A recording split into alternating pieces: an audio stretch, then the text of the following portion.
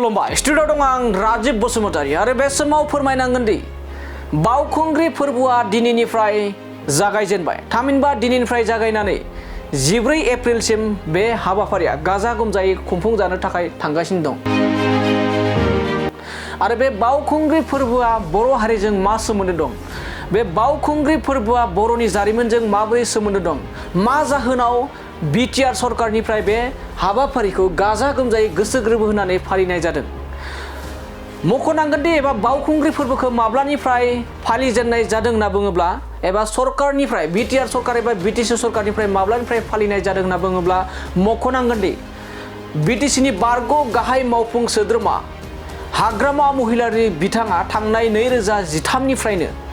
बे हाबाफारिखौ जागायदोंमोन आरो हाग्रामा महिलारि बिथाङाबो बोसोरफ्रोमबो बे हाबाफारिखौ बिटिसि सरकारनिफ्रायनो गाजा गोमजायै खुंफुंनानै बेफोरबायदि गोबां बर' हारिजों सोमोन्दो थानाय गेलेनाय आयदा हारिमु आयदा गोबां हाबाफारि लाबोदों फैयै फैयै बेबायदिनो आरोबाव फिन बिटिआरनि गाहाय मावफुं सोद्रोमा प्रमद बर' बिथांनि दैदेननायावबो आथिखालावबो गोबाङै महर गोनां एबा मेहेर होनानै बे समाव हाबाफारिखौ एबा बावखुंग्रि फोरबोखौ फालिबोबाय थानायखौ एबा फालिनायखौ बे समाव नुनो मोननाय जादों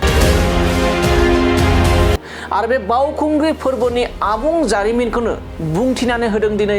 बिटिआर हाग्रा बिफाननि मावफुं सोद्रोमा रनजित बसुमतारी बिथाङा आरो बिथां हाग्रा बिफाननि मावफुं सोद्रोमा रनजित बसुमतारी बिथाङा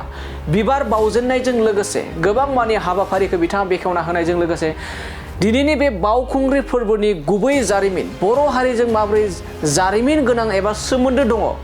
बावखुंग्रिया माब्रैनिफ्राय माबोरै जाखो आरो राजा आमुलनि बाथ्राफोरखौ लानानै बिटिआर हाग्रा बिफाननि मावफुं सोद्रोमा रनजित बसुमतारी बिथाङा जे बावखुंग्रि फोरबोआ जे बर' हारिजों माबोरै सोमोन्दो दं बेखौ गुवारै बिथाङा बुंफुरलु होनायखौ बे समाव नुनो मोननाय जादों दानिया फैदो बिदिब्ला बावखुंग्रि फोरबोआ जे बर' हारिजों सोमोन्दो दं बेखौ माबोरै बुंफुरलु होदों बिथांनिफ्राय जों आबुङै खोनासंदोना लादिनि दिनै 12थि बावखुंग्रि फोरबो फालिनायनि जागायजेननाय सान रंजाथावना बाथ्राया जादों दिनै जोंनि सरकारनि बानजायनायाव राजखुंग्रि बावखुंग्रिनि मुङाव दिनै जोङो मोनसे मुसुखा गायसननो हाबाय खुगाजों खुगा सोलिबाय थानाय बाथ्रा बायदिब्ला राजखुंग्रि बावखुंग्रिया महाराजा दाउखा राजानि फिसाजोमोन जाय समाव राजकुमारिया हाबा जानो गोनां जादोंमोन हाबा जानायनि सम फैबायमोन बा हाबा जानो बोथोर लाबायमोन बे समावनो दाउखा राजाया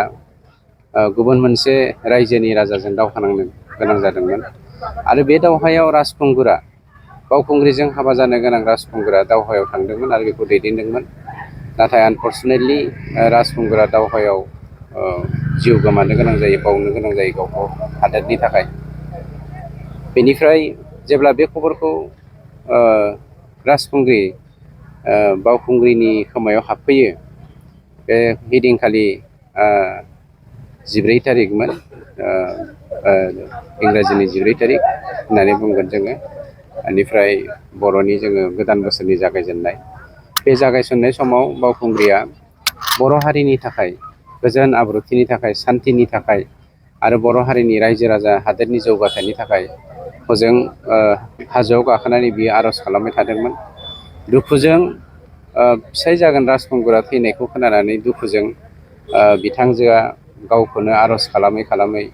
अबंलावरि बाथौ बोराइनियाव गावखौनो बावो आरो बे बावसोमनायखायनो बावखुंग्रि होननानै बे हाजोनि मुंखौ मिथिनाय जादों होननानै जोङो खुगा रावनिफ्राय खुगा मेथाइनिफ्राय जों खोनानो मोनो आं खावलायगोन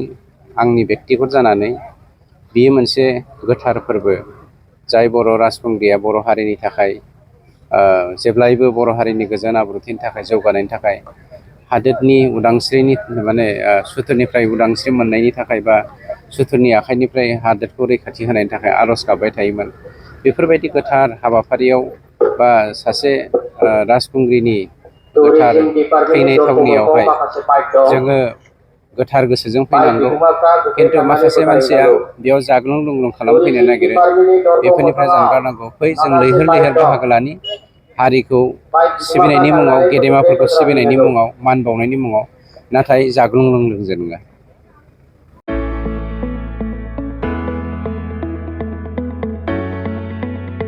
मोनसे गोजोनथाव खौरां बर' सावथुन नायनो मोजां मोनग्रा रायजो राजाफोरनि थाखाय मोनसे गोजोनथाव खौरां।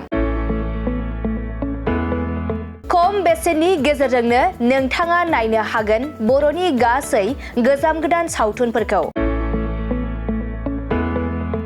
बर' सावथुन नायनो थाखाय ओंखारदों मोनसे आंगो स्ट्रिम एप। बे आंगो स्ट्रिम एपखौ नोंथाङा नोंथांनि मबाइलाव डाउनल'ड खालामनानै खम बेसेनावनो बर'नि गोजाम गोदान गासै सावथुनफोरखौनो नायनो हागोन। लोगोसे फैबाय थानाय समावबो बड' वेब सिरिज, डकुमेन्ट्रिज बायदिफोरखौबो नोंथाङा बे आंगो स्ट्रिम एपनि गेजेरजोंनो नुनो मोनगोन। बेनि अनगायैबो बर' सावथुननि दिहुनगिरिफोराबो बे आंगो स्ट्रिम एपआव गाव गावनि सावथुनखौ आपल'ड होनो थाखाय खौरां लाहरनो हागोन। आरो जाय बिथांमोननि सावथुनफोरा इउटुबाव पाब्लिश जायाखै बिथांमोनाबो बे एपआव आपल'ड होनो थाखाय खौरां लाहरनो हागोन। बेनिखायनो बर' सावथुननि दिहुनगिरि बिथांमोनहा गाव गावनि सावथुनखौ बे आंगो स्ट्रिम एपआव आपल'ड होनो गोसो दंब्ला नैबे 7086320938 जानबुं नम्बराव खौरां लाहरनो हागोन।